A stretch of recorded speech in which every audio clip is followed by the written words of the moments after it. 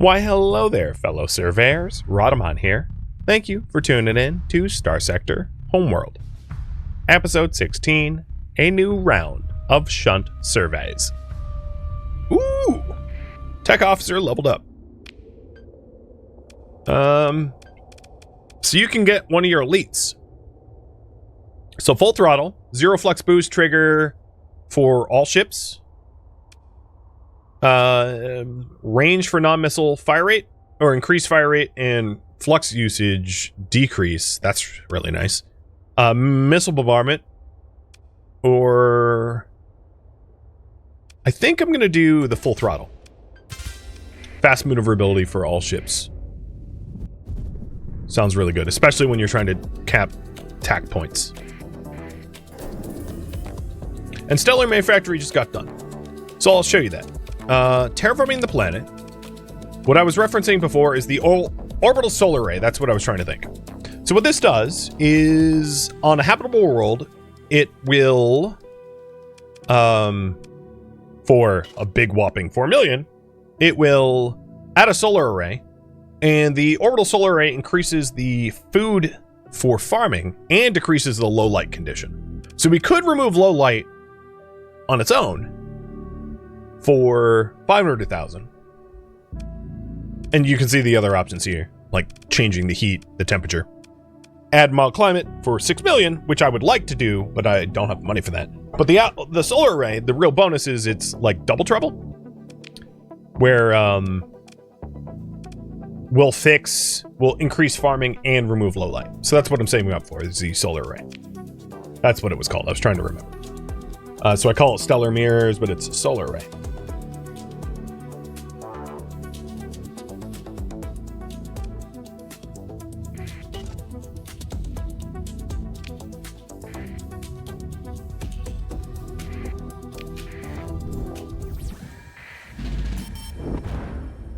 There is a desert world here.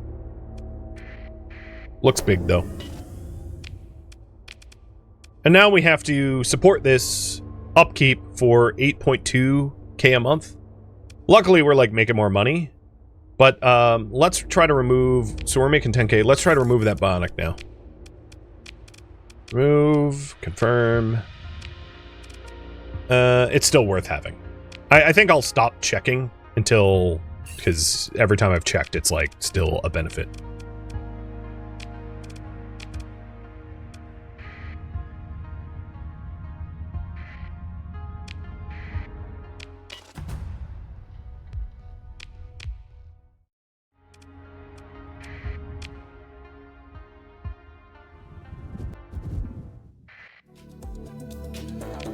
So is the small craft officer still useful?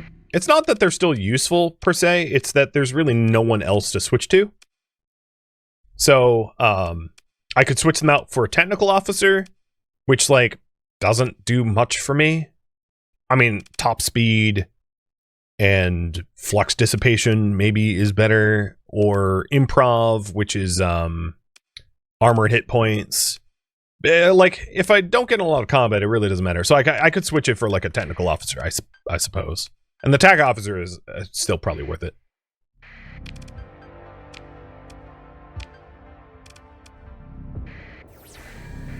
Yeah, there was a distress signal? I just missed that. Oh, for a second I thought the ice giant was called Leningrad. I was like, whoa, well, okay. I just won't storm it as a Nazi, I guess. Being that it's icy. Never mind, if you don't know your history, that made no sense. There doesn't seem to be much here, so we'll keep moving.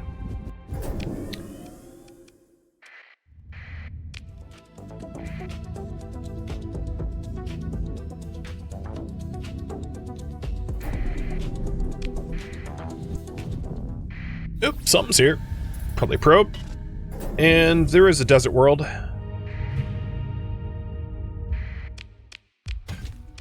With the gamma core.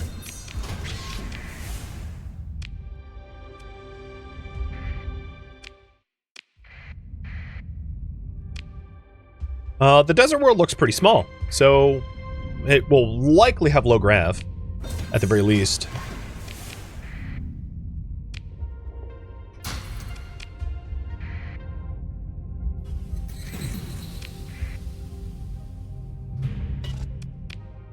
It does have low grav. We just remote surveyed it.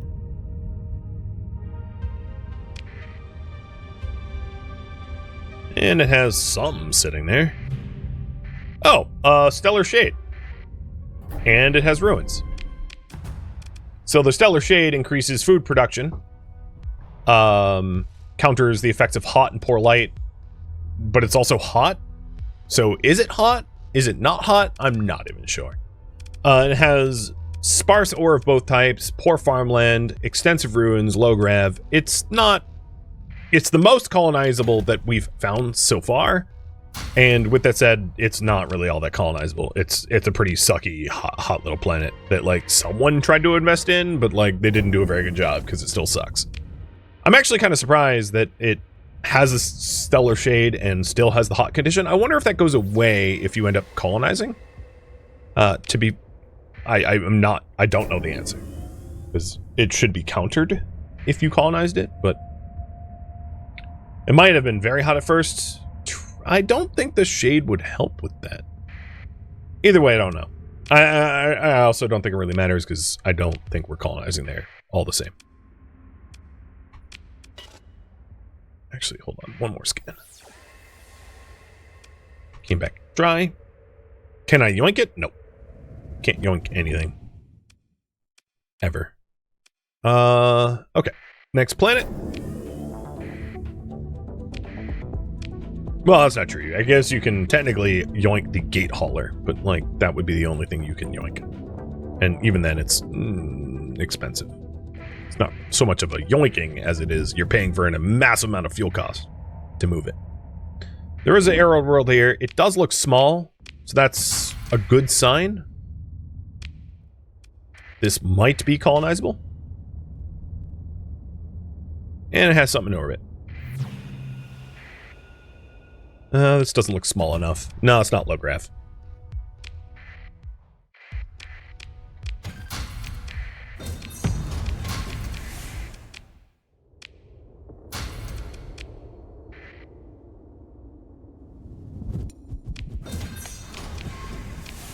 I'm just going to dump all my metals. They're really not making me any money. It's just inconvenient.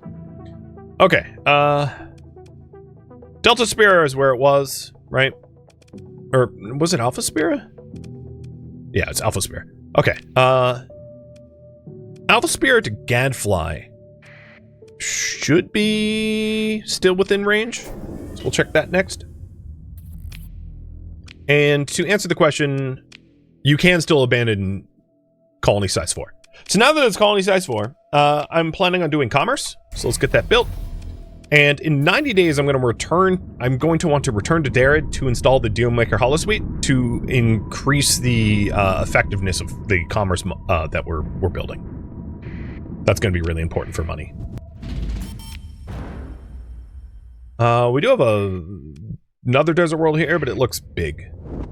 Too big. Oh, we found the Cryosleeper. Well, that really changes a lot of equations because anything within range of Alpha Spira and the Cryosleeper benefits from both. So the Cryosleeper, for reference, once cleared, it allows you to dramatically increase the population growth rate of any planet within 10 light years. Basically, there's a bunch of sleeping domain era people on this, and you can use those people to bolster your population. And then one of the other benefits of the Cryosleeper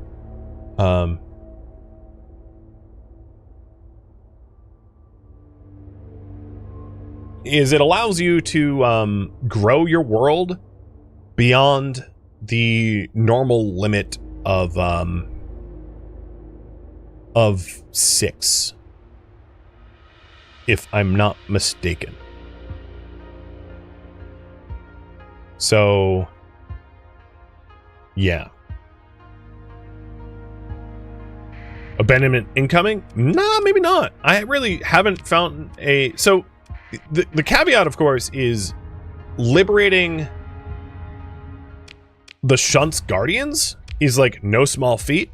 And then it's easier, of course, than freeing up the Cryosleeper. But, like, with that said, it's still a big ask. it's not necessarily going to be easy to do. And I think the benefit of the Cryosleeper is far less than that of the Shunt. So having the benefits of both is nice, but the Cryosleeper is speeds things up that, but isn't necessarily like a super sexy bonus.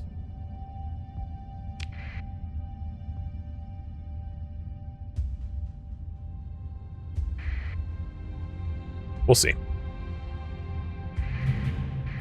I don't really have the answers yet. Oh, we know where the mothership is. That's spicy.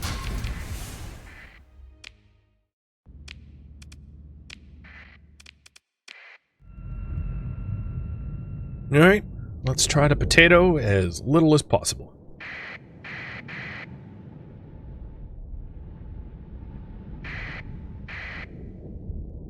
Yep, and it is tilde.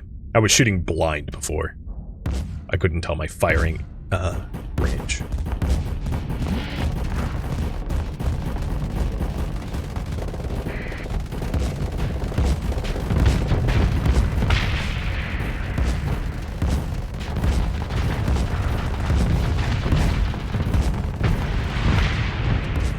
Which is why this fight's going a little bit smoother than before.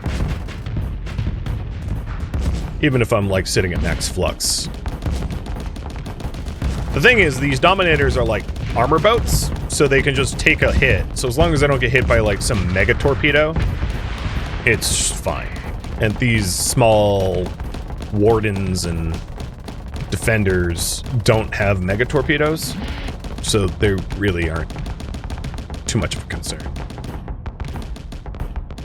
Yeah, I probably want aux thrusters for these things so that they can rotate.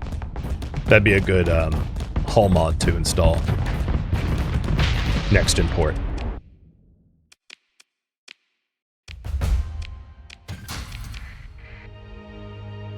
But hey, we're getting into some combat, so there's something to be said for that. Okay, there was some sexy planets here. There was a Terran planet and a Tundra planet, both to be checked out.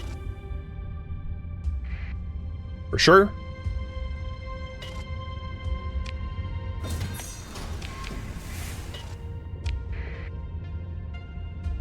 But where I am here in Glinton, I am at max range. Okay, good. I'm still technically in range of the Shunt, as far as I know.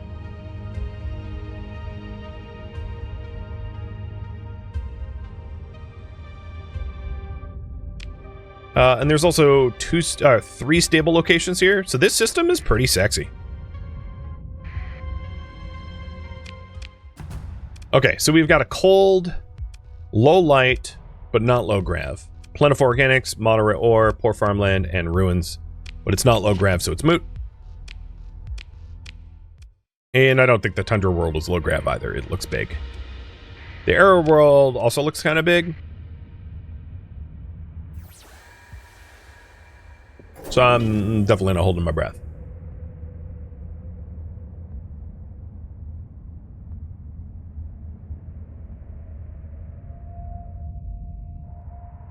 Oh noes! Here's the name of the planet. Yep, it's not low grav. But I am collecting gamma cores, I guess. Other junk from ruins.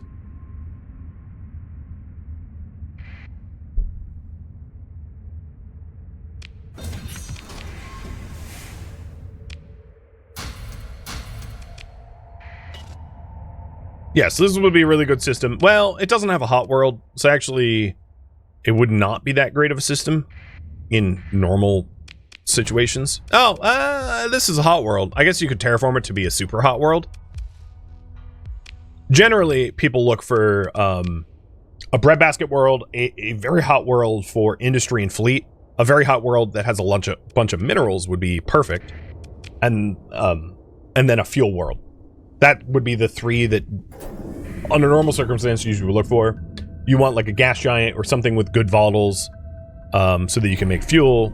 You want a hot world so you can make big fleets. You want a mineral world, which usually goes part and parcel with a hot world so that you can get ores. And then a breadbasket world so that you can feed yourself. And the more you combine those requirements, the better. under normal circumstances. Of course, this run is anything but normal. Alright. That world is obviously way too big, but I did find there was a ping here. Probably a probe. Yep.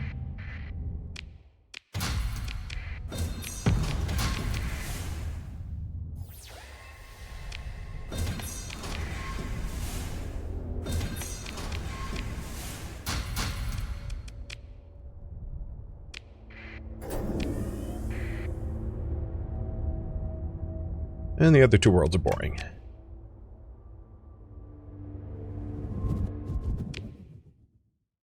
Alright. These worlds are going to be too far away from Alpha Spira.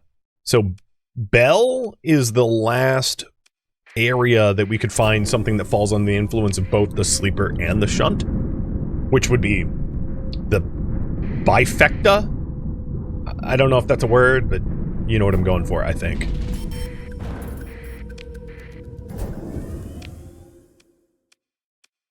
Big Tundra world, that's no good. Small barren, well, we'll look at them, but I don't think this is good.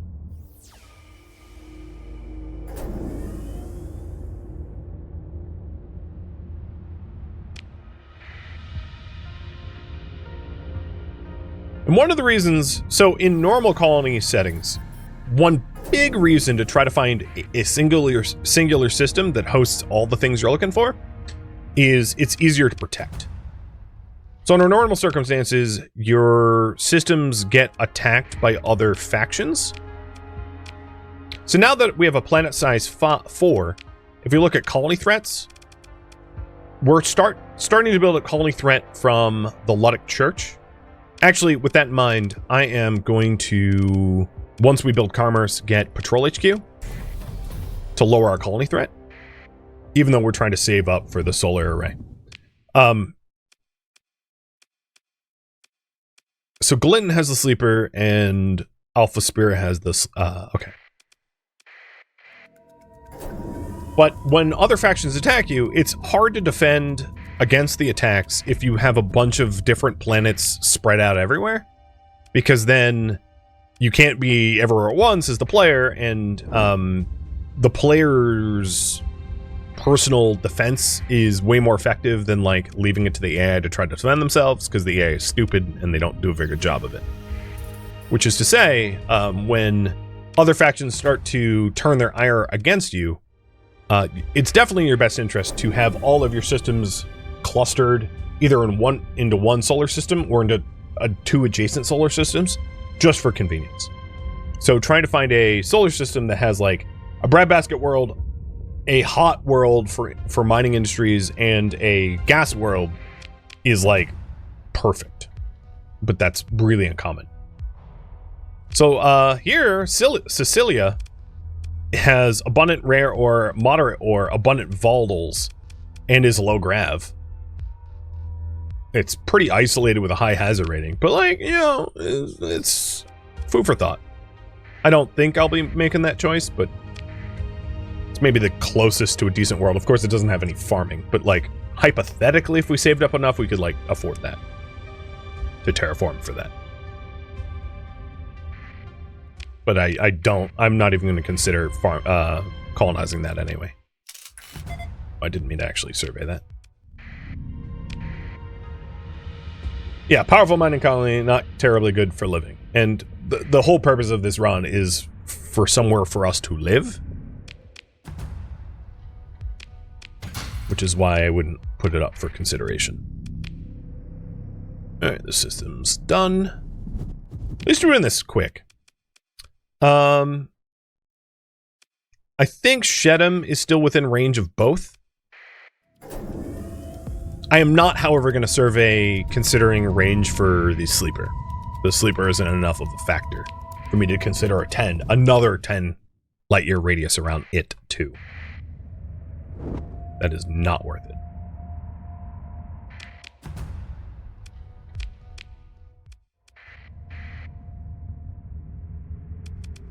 This one's done.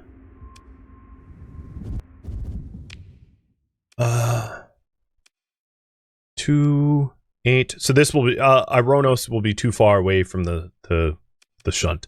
So at this point, everything within range of the Sleeper and the Shunt have been searched. Got nothing. So now we're just finishing the Shunt's search.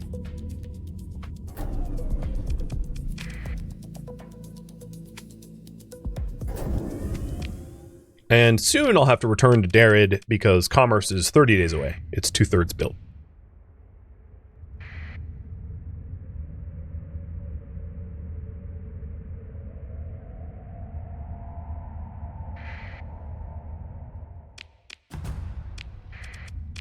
So Ray Cavera, you asked if there's any scenario conditions that would allow for one more colony. I'm essentially doing the one colony challenge. So given that. No, but sort of yes. You can, with the terraforming mod, you can build orbital stations, but they're not colonies. They're orbital stations. So it is possible that once I colonize a world, I could build a construction grid and then have that construction grid build an orbital station, but orbital stations don't have natural resources.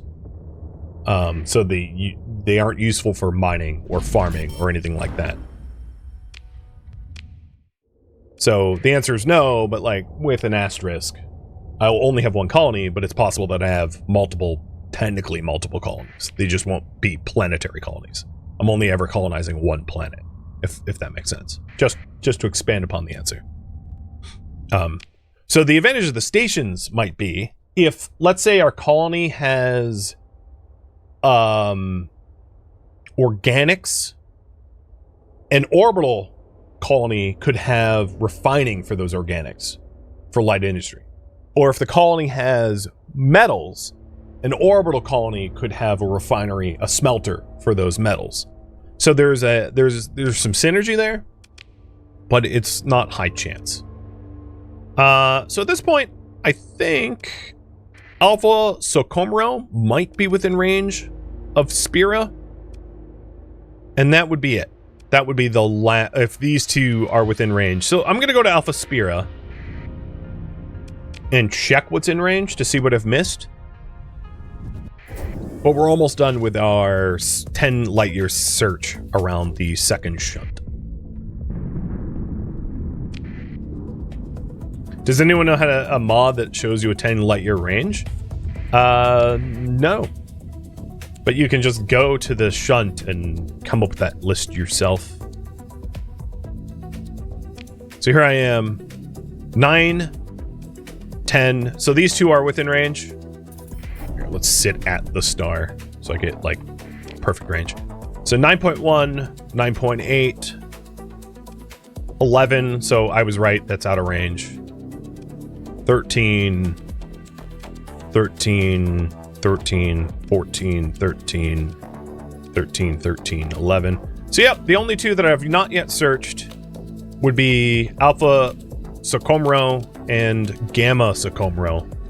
And then our search is done, and those two systems are way outside the range of the Sleeper.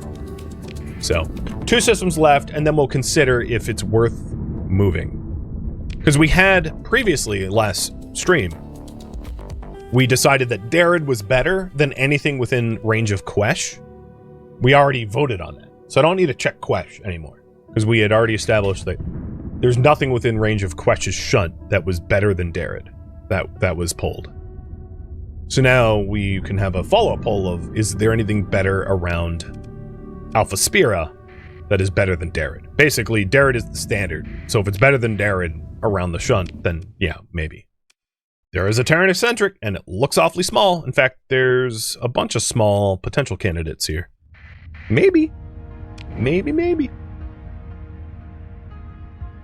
We'll get eyes on, check for ourselves.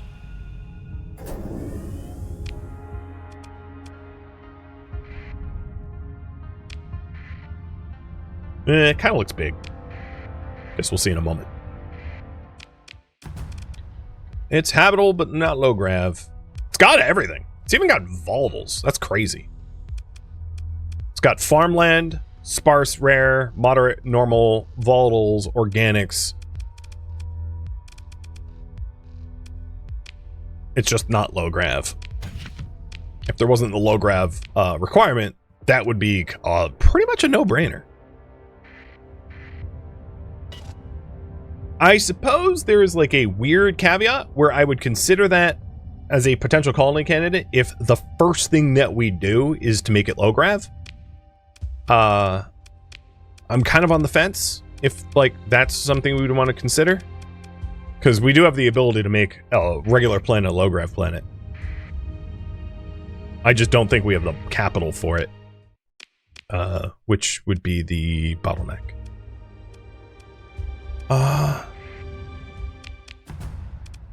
God, this isn't even a low grav planet? That's tiny.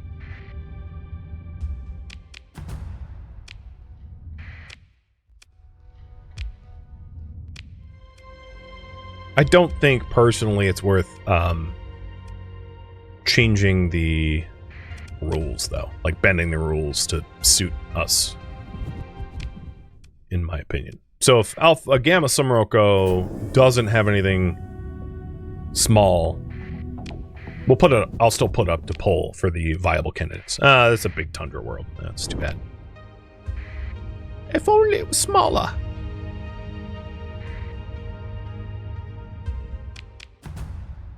Ooh, boy. If only it was smaller. Good lord. That is a nice Tundra world.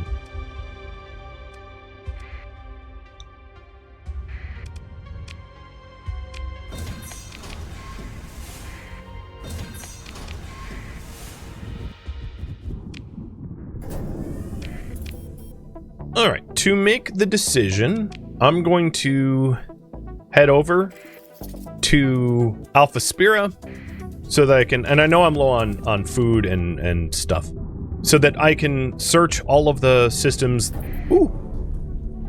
Oh, come on, come on, come on. Please. No! There was an astral carrier. As part of the rules, we don't S-mod, we don't S-story point recover. So I was close to getting a battleship, but nope.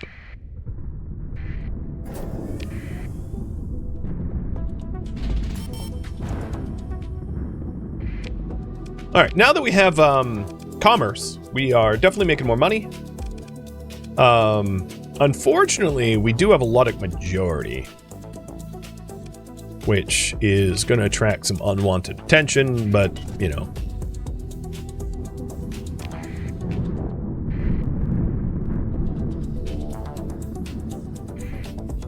Okay, so here I are at Alpha Spira.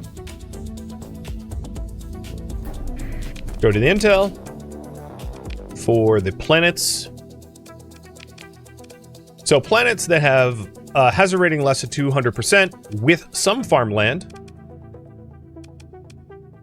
And sorting for low grav. So there's Epsilon Dumu, which was the orbital solar array that had already been built planet. And I think literally that's the only candidate. Yeah, that is literally the only candidate.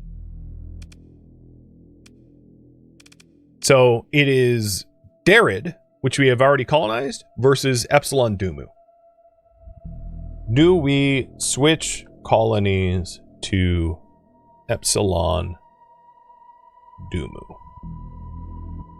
Yes or no? So Epsilon Dumu has sparse rare and sparse regular.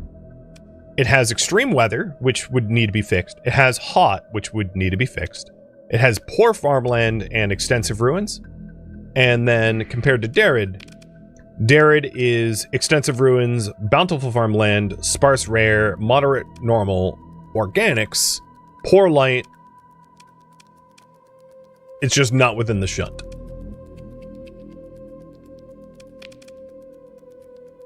And it looks like overwhelmingly you guys are like, nah. Stick with what we got. Which means I'm headed home to install the Dealmaker Holosuite.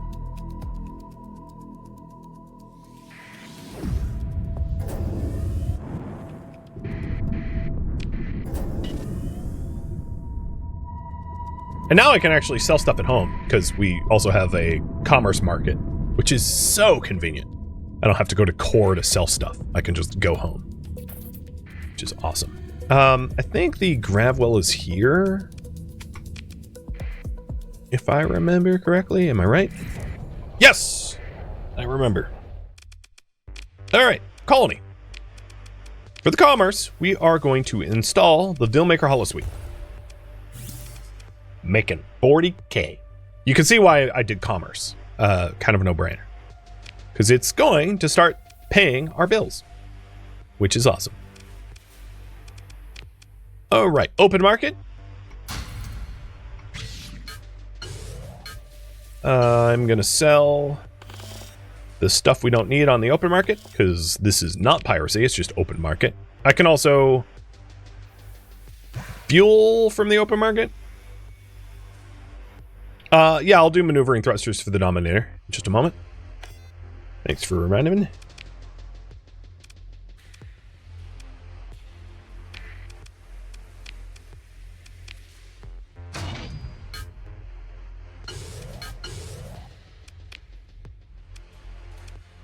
Oh, you know what? I have so much heavy machinery, it's stupid. All right, in storage, put the weapons and the fighters.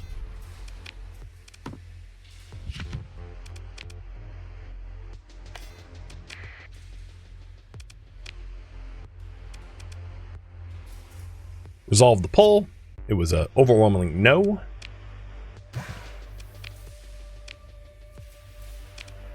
All right, slow boat. You are going to ditch. You're going to get aux thrusters, and then I'll go with vents over capacitors. So when I do have to vent, I vent faster. I don't know if that's the right call, but I'm making it. In fact, ooh, no, I'll leave it. I'll leave it alone. I do have some gamma cores that I need to offload somewhere in the core. And then it wouldn't be a terrible idea for me to fetch some of the free supplies I had stashed here. So the current priority now is to earn money for a solar array and expand the fleet. And it is visual. We're sticking with Darrett. I'm not pulling up stakes. Darrett is where it's at. One thing that I could consider is improvements. So if our stability drops too low, I could consider making improvements to population. I could make story point improvements to accessibility to the megaport for 20%. I think that might be really nice. Or the story point accessibility to the waystation. I think that would be nice. The story point for commerce would be colony income 25%. So the question I have for you guys is, should I story point my colony? Now that we're pretty sure that I'm not changing colonies because we've checked around both shunts, investing in the colony might be wise. And it would make sense to story point commerce, megaport, waystation, maybe all three, depending on how many story points I have. And it's exponential increase. So it's not like 2 story points every time. It's like 2, 4, 8, 16, 32, 64, 128, 256. Obviously, I'm never going to have 256 story points or even 128 story points. So we have to consider what is most important before we start throwing the story points out, because I'll run out fast. And then as far as mods go, I have 500 experience towards S-modding stuff out of like 6,000. Obviously, I haven't been in a lot of combat, so... and then the other ships have like 24 experience because they've obviously not been fielded. So you do think I should story point the colony? What to story point? What to story point? So I could do commerce for 25% income, megaport for 20% access, or waypoint for 20% access. Income self-explanatory, and accessibility is essentially trade and immigration. If you're wondering what accessibility is. So a colony with high accessibility is able to import and export more goods, claim a greater percent of the market share, and also it influences the speed of growth. So colony growth is heavily influenced by accessibility as well.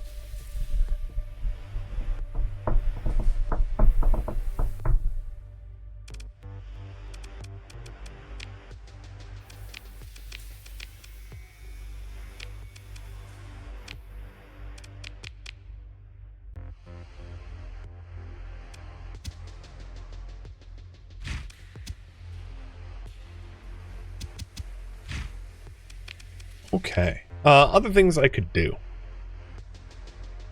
Nothing. I already have the Hollow Suite. I don't have ground defenses yet. But unless I'm being invaded by a hostile force, I don't need ground defenses for a combat drone replicator. And I don't... you know what? I could install that. The Cryosleeper engine, even if it wouldn't be all that... Well, I'm still building it. But it would need to be hot, so I would need to modify it for that. Which, I mean, I could add hot for it. It's like not a crazy thing to do if we're really getting invaded, is to like intentionally make it hot so that I could get a cryosleeper engine installed in our patrol HQ for a better defense fleet. It really depends if I'm like constantly under attack or not. So here we go. Main improvements. Megaport is S-modded or improved. So I can, with 4 story points, do 1 more. So the question is, should I spend 4 story points for another improvement? Yes or no? The reason why I didn't consider other things, like the farming one, is production for 1 unit, when I'm already making 7 units, to make 8, I don't really care. It's not that helpful. It's not really making me a lot of money. So it's definitely not worth the same as commerce. And then for the Stellar Manufactory, there isn't one. And then for the Patrol HQ, I could increase the number of launches. The thing is, I'm not really sure that I'm ever going to upgrade the Patrol HQ to High Command. It's possible that I do, but I don't know. So I haven't made that decision yet. And it looks like you guys do want me to spend another story point, so I'll do that in a moment. What I'm going to do while you vote on that is head to the core and pick up more missions, because I don't have any paid gigs right now. So I want to head to core and get some more paid gigs.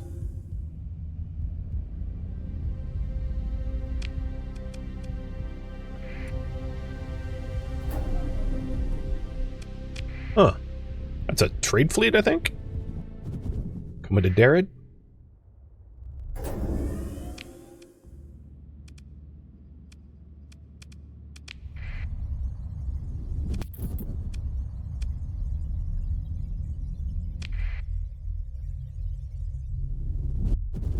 All right. You do think I should. So, what to improve? Commerce or waystation? Commerce for 25% income, waystation for 20% accessibility. Not to influence your vote, I will always have a waystation on Darad. I don't see a reason not to have a waystation. It is possible to get rid of commerce in lieu of a different industry. I do intend to keep commerce, though. So I don't think commerce is going to be removed as an industry. Because if we ever want to make Darad a paradise world, paradise worlds require farming, commerce, I believe light industry, and I forget what paradise worlds require, but I know they require commerce. And I think refinement, if I recall correctly. But regardless, commerce is part of the equation. So I'm not likely to ever get rid of commerce. It's also worth mentioning that my my income now is will be net positive now that we have commerce. So there's also that. So I'm not hemorrhaging money anymore.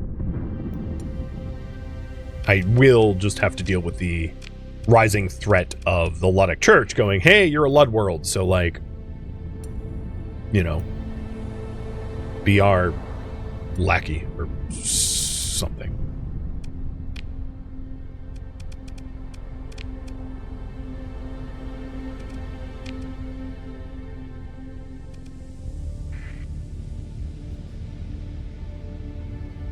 Come on, missions.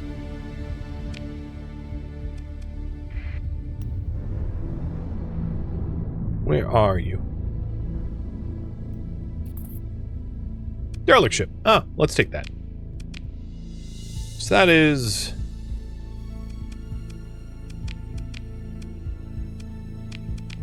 There's nothing around it. And Sassine is the closest gate to it. Okay.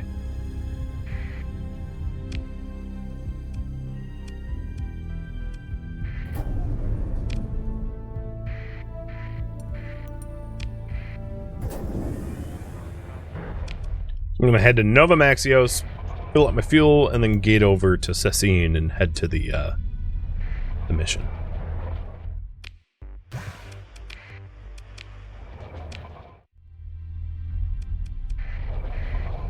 Right, looks like commerce it is. Let's go do that. And then if I wanted to do waystation, I would need to save up 2 more story points, because now we're at 8. So if once I have the story points, I will consider... Oh, right, and the AI cores. True. Thanks for reminding me. Been lugging those around. Without shielded cargo, which makes me pretty vulnerable to the hedge going, hey, empty out your pockets. And then taking a police baton and, violating me in a horrible way. Because that's what they do.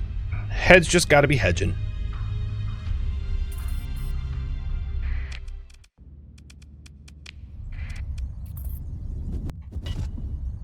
Alright, any of those new missions adjacent to the one I accepted? No. This is like in a galactic void, as far as I'm concerned. And yeah, my net income is pretty good with Darrid sporting that. And that's with hazard pay. Without hazard pay, it's even higher. But I still want hazard pay because this planet has 3 types of things to mine. So getting mining industry would be really nice. With that in mind, my next industry also could be tech mining for extensive ruins, which would help with the Ludic majority, because the Ludic majority is a condition that your planets will have, which is great for pop growth. The Ludic majority is, the simplest way to put it is if your planet seems Amish, the Luds love it and move to it. Amish meaning like mining, agriculture, etc. But as soon as you have something that is not like Lud loved, like tech mining, the Ludic majority modifier goes away on its own, and it will help me avoid the whole ire of the Luds and the Lud Knights. Thank you for tuning in to Starsector Homeworld, which originally streamed live on Twitch. If you have any feedback or questions for me, let me know in the comments below. If you would like to catch a live stream of mine, Rhodamont.com has my stream schedule and countdown timers to upcoming streams. If you'd like to join my online gaming community on Discord, Rhodamont.com has a link to it, as does the description of this video. Thank you so very much for watching. Special thank you to my Twitch subscribers, Patreon patrons, and viewers like you that support the channel and made it all the way to the credits. Thank you so very much. I hope to catch you in next episode or an upcoming stream. Farewell, my fellow captains.